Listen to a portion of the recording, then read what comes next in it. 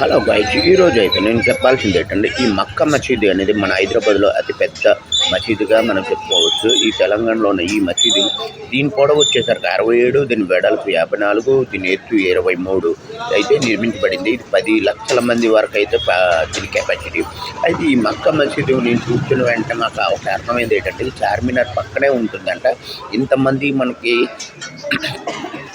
ఈ కుతుబ్ షాహీ అనే ఒక రాజవంశం నుంచి 6వ పాలకుడు ఈ కుతుబ్ షాహీ మసీద్ నిర్మించడానికి మహమ్మద్ కుతుబ్ షాహీ అనే ఇది 8,000 మందిని పెట్టి చేయడం జరిగింది. ఇది 1617లో ప్రారంభించబడింది.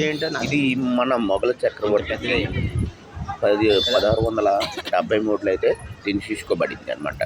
ఆయన పరిపాలన చేసేటప్పుడు నిర్మించబడింది.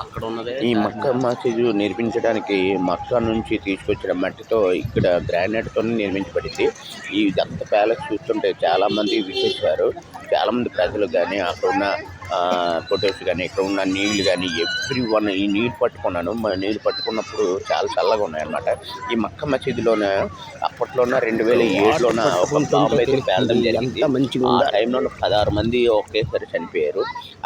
చనిపోయిన తర్వాత ఆ టైంలోని ఇక్కడ కొన్ని నీళ్ళు అయితే ఉన్నాయి. చూసుకుంటే మనకి అన్ని విధాలుగా సదుపాయం అయితే బాగుంది. చాలా మంది ఉన్నారు.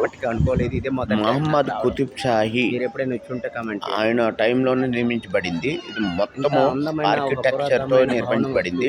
అలాగే మనకి మొఘల్ చక్రవర్తి సమయంలో ఔరంగజేబు ద్వారా ఇది పూర్తి చేయబడింది. ఇది 331 క్రితంలో జరిగిన ఈ నిర్మాణంలో ఇప్పటి వరకు ఈ మసీదులో ఇది ఈ నగరానికి పెద్దది అనమాట. భారతదేశంలో అతి ఉత్తమైన నిర్మించబడిన మసీదులో ఇది ఒకటి. ఈ వీడియో మీకు నచ్చినట్టయితే లైక్ చేయండి, కామెంట్ చేయండి, షేర్.